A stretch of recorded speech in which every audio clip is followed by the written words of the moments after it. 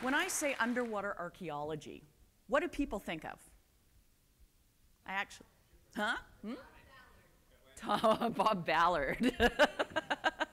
Shipwrecks. Well, I'm going to tell you about finding archaeological sites underwater. Except these sites, you're not going to be able to see them like the Titanic. I mean, you know, how could you miss that sucker on the bottom of the ocean? No, what I do is I look for the very tiniest fragments of rock, and they can tell me that there has been people hanging out on the lake bottom. So, picture this. We're going to go into the Wayback Machine 10,000 years ago in the Great Lakes, middle of North America, except at this time, they're not really Great Lakes, they're great puddles. Because when the glaciers left, we had all this weight. So just picture several kilometers of ice pushing down on the landscape, and they leave. And so what happens? Just like a sponge, after you raise your hand off of it, the land rebounds. So what happens is when this land rebounds, the outlets to the Great Lake gets turned off, just kind of like turning off the tap of a bathtub. Combine that with colder, drier temperatures, and all of a sudden we're dealing with Great Lakes that, first of all, aren't even connected anymore. They're all separate little puddles, as I mentioned. And then there's all of this land that's available for people to hang out in. This is great.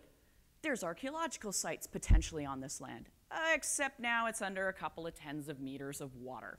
So how the heck do we find these sites? Well,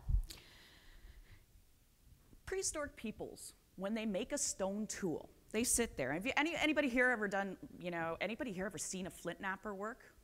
Yeah.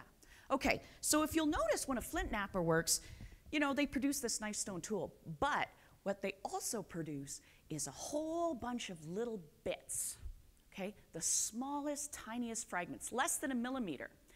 Now, one of the cool things about this stuff is that it goes everywhere. It sticks, it gets in your hair, it can actually, apparently you can actually, it gets in your nose, right? And you can actually have debitage snot, okay, that comes out of these fragments.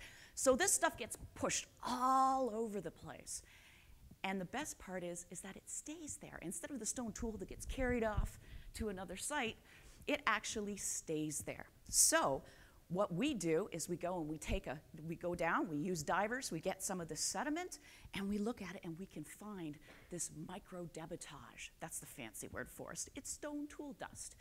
And by looking at that, we can actually determine that people were hanging out in these underwater landscapes in the Great Lakes. Thank you.